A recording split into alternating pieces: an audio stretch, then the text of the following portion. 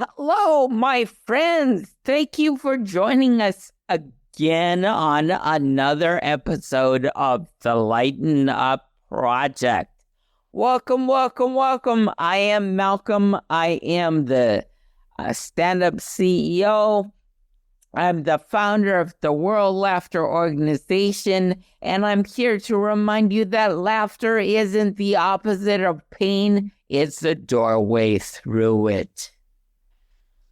So today, I am delighted to bring to you another good friend of mine. And she is going to be a good friend of yours because that's what we do. We make friends on this podcast. We make friends, and you are going to love this woman. She is a delight.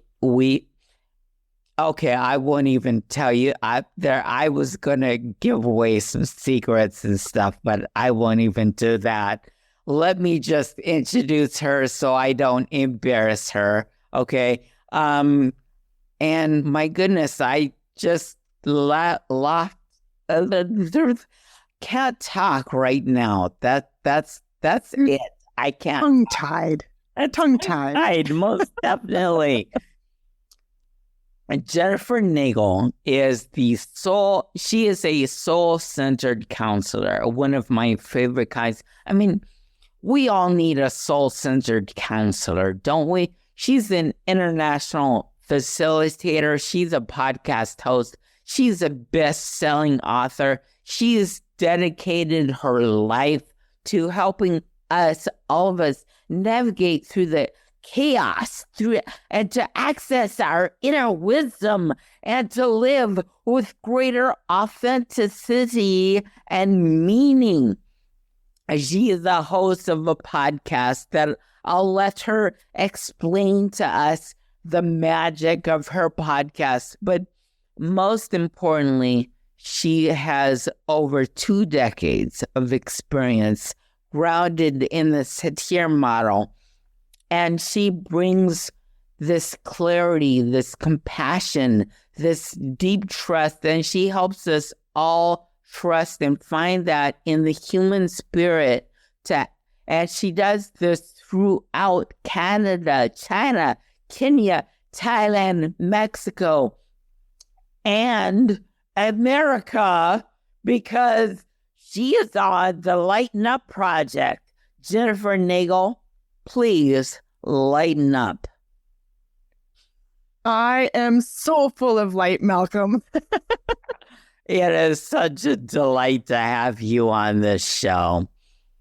Let us start the show with some spontaneous laughter. 10 seconds of laughter. Are you with me, Jennifer? I am so with you. I'm already laughing inwardly, and it just wants to come out. I see that. Okay. Well, let's just let it out.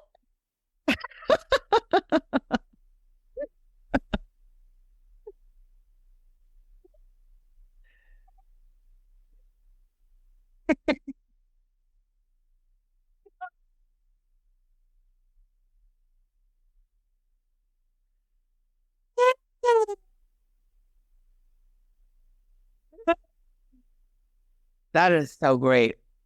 It feels so great. It's a full body experience, Malcolm. It's great. Yes. So, Jennifer, how many other episodes or podcasts do you start with 10 seconds of zany, inspirational laughter, just like that? This is the first one. First one. Okay. First one. So I've got to make it special. So Jennifer, tell us about the Satir model. I'm sorry. I love how you made the distinction between method and model, because it really is. Some people look at the Satir model of therapy as like a therapy that's out there. I'm using my hands. I talk with my hands a lot, just so you know. And when I look at the Satir model, I go inward, because it really is a way of being, how I am with myself. Satir really, like, it starts with life energy. We are all energy, and that we all have the resources within us for healing and growth. Mm-hmm. And so what I go into with myself, and I've got the resources for healing and growth, you have all the resources for healing and growth.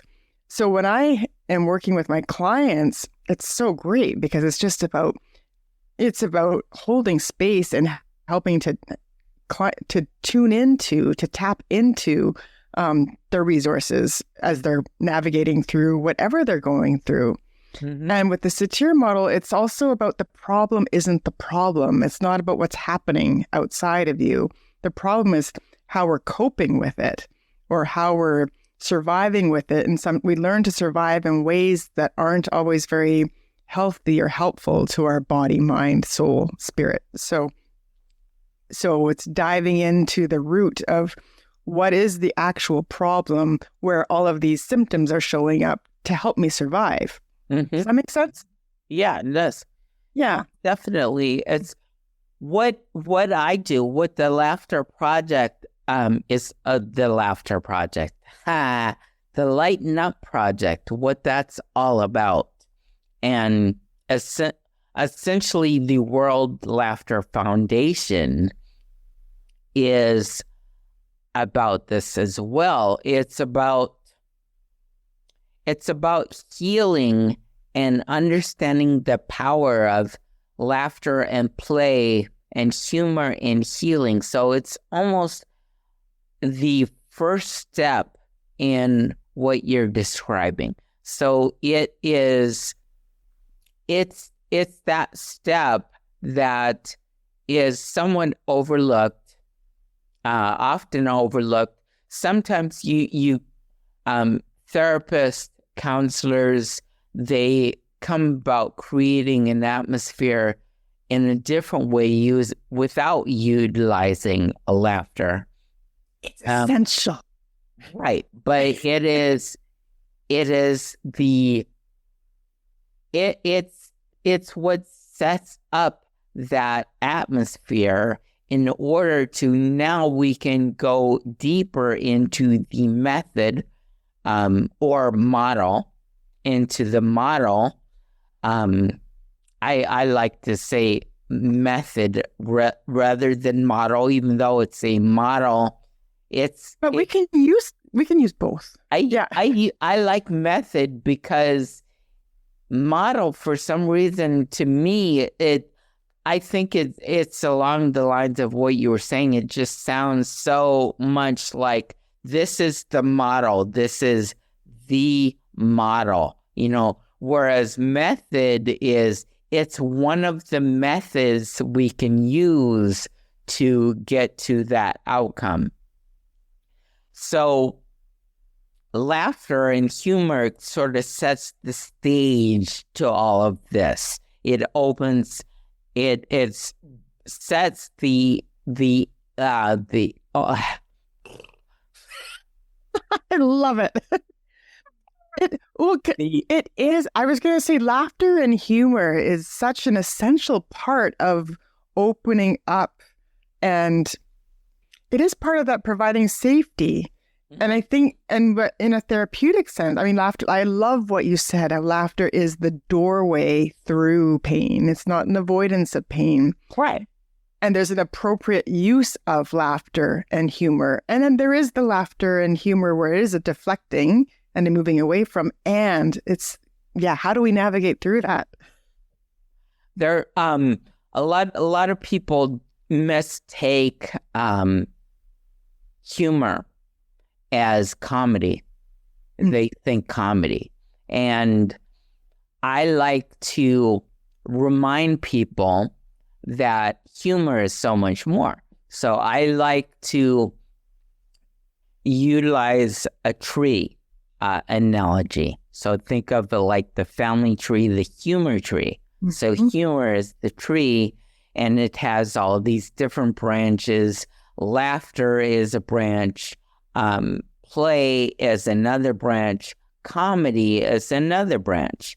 And a lot of people, when they hear humor, they think automatically comedy, right? And comedy is jokes. Comedy is jokes. Comedy is the man-made,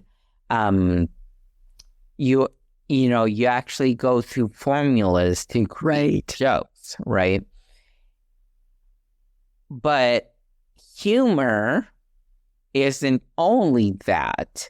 Humor is also the play. It's also the laughter. It's the natural sense of humor that we all have. And that is, I think that is what helps why you're saying that it is essential to creating that atmosphere, because it's that basic. When we're born, we are born with a sense of humor. We're born with a sense of play, and so it's essential. So going back to what you said, it is essential because it's bringing us back to when we're kids. It's bringing us back to that same sense, sense of humor. And it's also, I mean, they've done research, and maybe you probably already know this, but they've done research that laughter and humor, it really strengthens our immune system, and everything that happens in our bodies physiologically with laughter. It really is medicine. It really is healing. Yes. And yes. Most definitely. You're correct. But I want to talk more about your work. So you're a soul-centered counselor. So you're how would you help someone navigate chaos?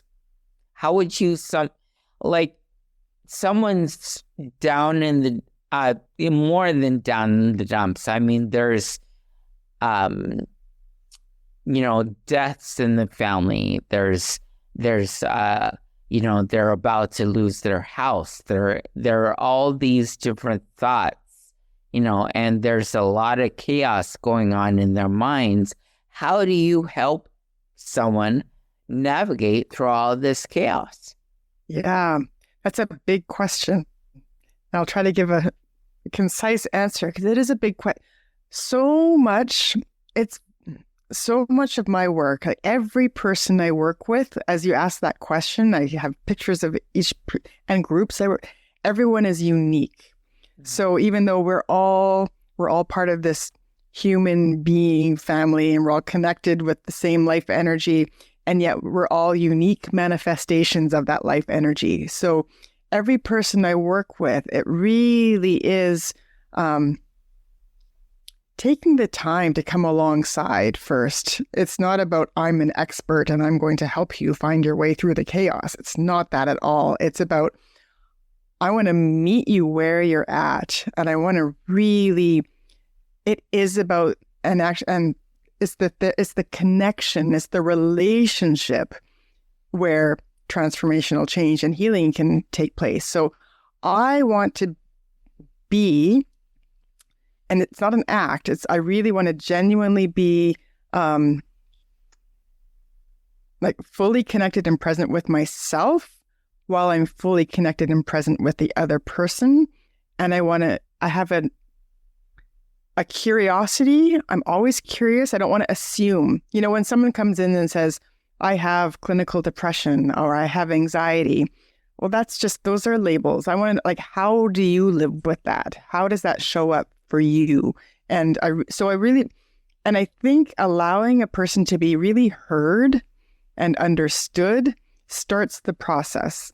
And then also helping to ground and center. When we're in the chaos and all this stuff going on outside of us, and our nervous system is all this,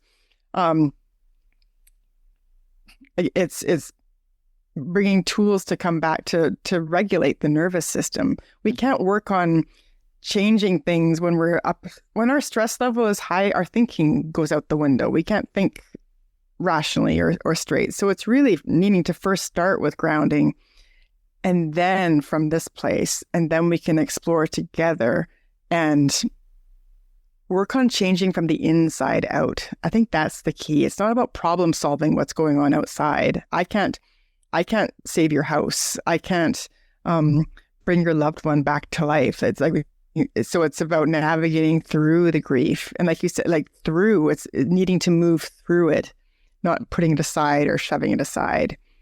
And using, and humor is a tool. It is and it's not like, I'm going to crack a joke so that you laugh and that you feel better. It's going to be natural. It's going to come naturally. And there's something about when there's a laughing together, a crying together, just a tuning together, that really moves the process along.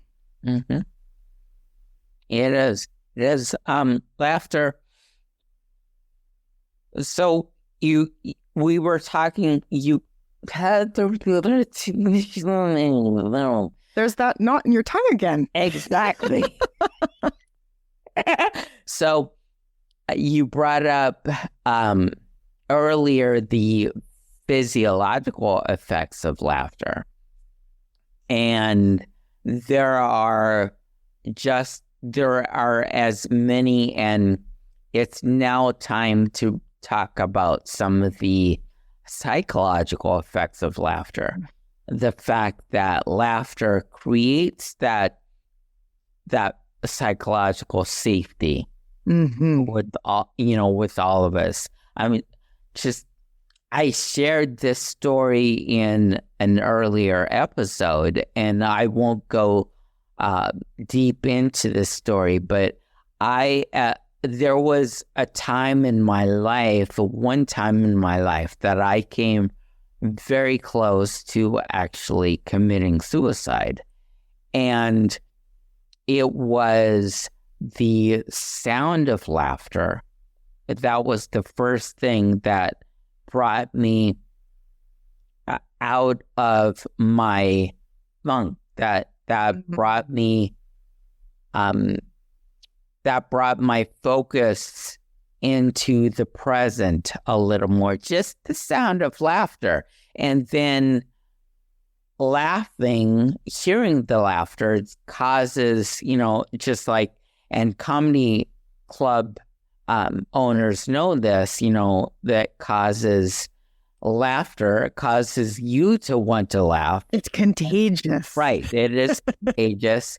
And it's bonding, right? Which is another thing that comedy club owners know, and other people that deal with laughter know that it's bonding. So it's creating that safety. It's creating that connection with others. And so, just to everything that you've just said, laughter does that as well. It does. And I'd say laughter, I'm not sure how to articulate this, but I'll try. I find I'll speak for myself. There is a difference for me when there's laughter that's authentic and in the moment, and what am I trying to say? And laughter there's that, how do I describe it? Kind of like that kind of manic laughter, or the laughter that where someone's very uncomfortable, or when there's a discomfort, and a laughter to avoid, or a laughter to diffuse, diffuse. But do you know what I'm saying? Like the different energies of laughter. I think it comes back down to what's the origins of the laughter, right? Mm-hmm. Like, why are we laughing? Are we laughing because we're nervous? Are we laughing to impress someone? Right? Because then that's where more of the manic laughter is. Yeah. It comes from. Something about me, I have noticed, and I guess I do have an alter ego. One of my other guests had asked me, "Do you have an alter ego?" And I assumed, I guess this is kind of an alter ego. I call it Frankel.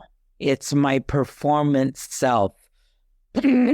So it's like, have you watched the Muppet Show? Oh, yes. Kermit the Frog? Yep. From the AMC. Yeah. Right? It's a very manic, I do that when I get into performance mode, when I get into, I'm really not feeling it today. I'm upset, but it's time to perform, and I'm the MC, and I need to bring up the energy with the audience. And so I get into this Kermit Frog, this Frankel, what I call Frankel. I get into this manic, okay, so I'm gonna laugh. Hey, everybody. All right, let's go, everybody. Let's get down. All right. Hey. And it gets sort of fake and overwhelming, right? So I hear what you're saying, and I recognize that, and that's just an example of what you are saying. Yes, that's a great example. And I would say, we all have the Satir model we have so many parts. Like I would say that, you call this your alter ego or whatever, but we have so many. So this is one part of you, or this is one part, and every part has resources. When I hear you mustering that part to come up for you when you're not really feeling it, but you draw on this part that has this resource of, okay, but I'm going to have the energy. I'm going to bring the energy. And I was going somewhere with this, and I have no idea where I was going, but but looking at how we work with our parts and how we, like, that you recognize that, I need this part right now, and sometimes it might be a bit much. And so what other parts can I draw on within myself to also come alongside and support that part? Right. Exactly. What I've never worked with someone. I've never worked apparently I've never worked in a place where I've had to speak. I find that very hard to believe, Malcolm. I've never worked internationally. I mean, I've spoken as a speaker. I've worked internationally, but as someone, as a coach, as a facilitator, I've never done that. So I'm very curious, as I'm sure is our audience, could you share with us what it's like to work with someone who speaks a different language, who has a different culture, and to take some of these ideas that we've been talking about, that we understand. How are you going to communicate? How do you communicate this to them? What's it like? What's the process that you go through? Well, even as you ask that question, I'm just filled with so much. It's so beautiful, Malcolm, because the part of, no matter what, this model is actually taught in countries all over the world. I mean, the countries you listed off are just where I happen to go to, but it's also being taught in India and in Korea and in Israel and in, it's all over the world. And what I love about it, and what I'm learning about myself and going to these different countries, is the universality of so we might, in cultures and language and customs and things might be different here on the surface. at the root of it all, when it comes down to yearnings, no matter what country, no matter what your socioeconomic background, we all have the same yearnings. Everyone yearns for love, for safety, for belonging, for peace, for freedom, for connection, so when it comes down to the foundation of it all, that's what ties everyone together. And that's, I think, the universal appeal of this model. It's very popular in Asia. It's very popular in Asia. And I think the appeal is that people really, first of all, learn to come home to themselves, to really, no matter what culture or what's going on politically or anything, it's about connecting with life energy and with their yearnings. And for me, it's such a gift. I love learning. I love learning about different cultures. And then I've also learned it's very important to have translators who are also grounded and familiar with the model, because there's a lot that gets stirred up for people. I mean, there is some places I go to where there's a lot of historical trauma, and trauma comes up in these, especially when they've never looked at their trauma before. So having a translator who can stay grounded with me as I'm grounding the group, as we're working on regulating ourselves, is so important too. So I love working in translation because it slows down the pace. Everything it's a natural breathing that happens. Yeah. So, but yeah, to circle back to the universality of, we all are unique manifestations of life energy, and we all have the same yearnings. And that's the common ground that we all have, that we share. And see, that is why you and your work is such a perfect fit for this podcast, for this movement of the World Laughter Organization, all of that. It's because laughter and play is, like you've said, like we've both said a couple of times now, is so essential to that.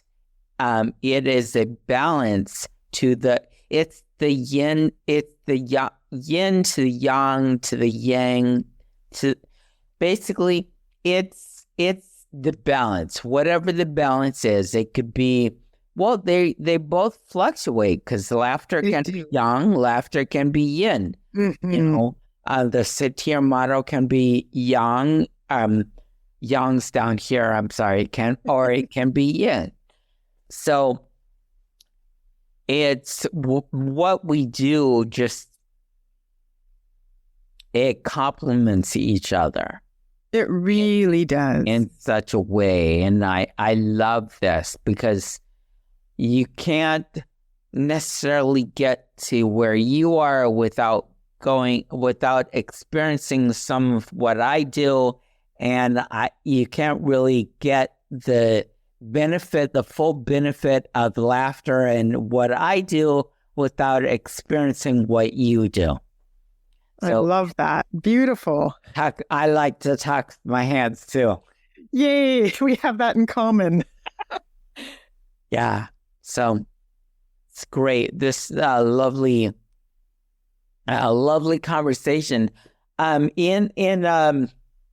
we have a few minutes. Tell us, if you will, not asking you to share details, but tell us in general about one of the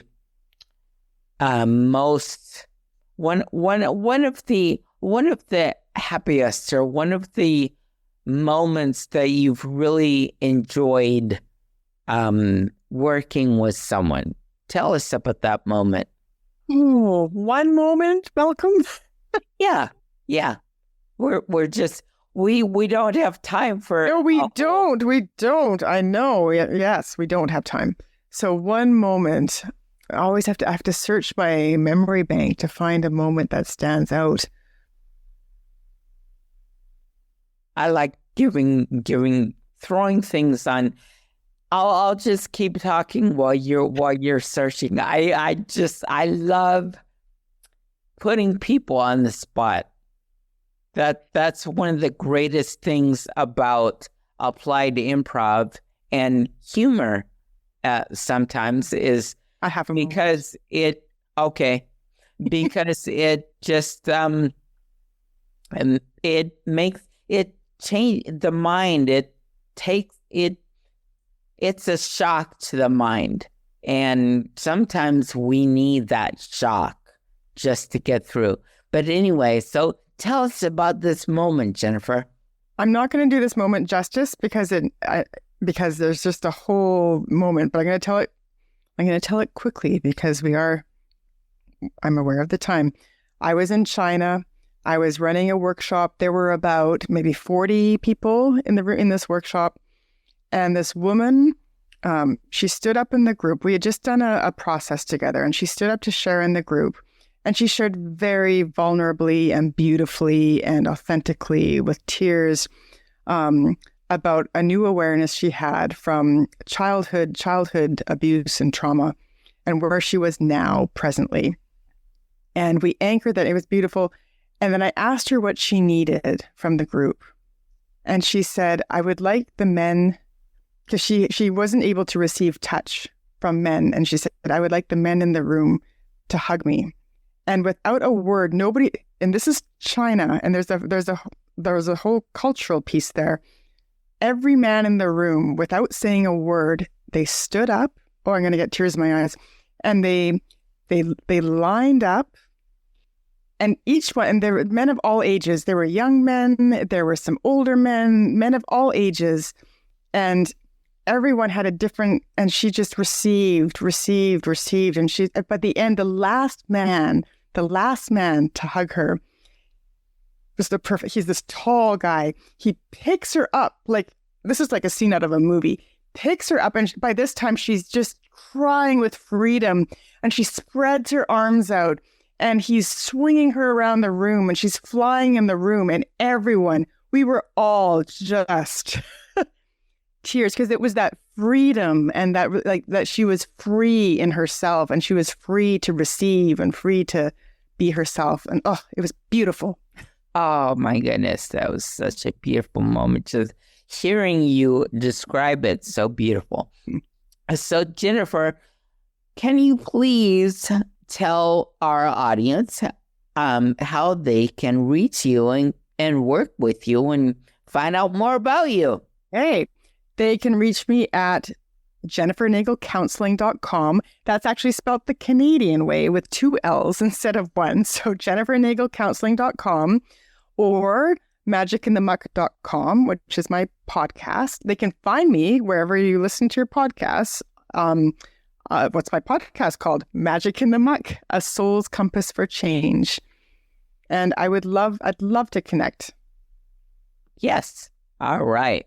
Well, this has been a wonderful, wonderful episode. We are out of time, unfortunately. Jennifer, would you like to come back? I would love to come back, and I would love to invite you onto my show too. So I would love that. Yeah. I would love that. All right.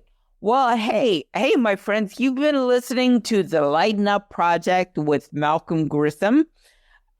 And if you found something here that made you smile, breathe a little lighter, easier, share it with someone, check out my podcast, check out Jennifer's podcast.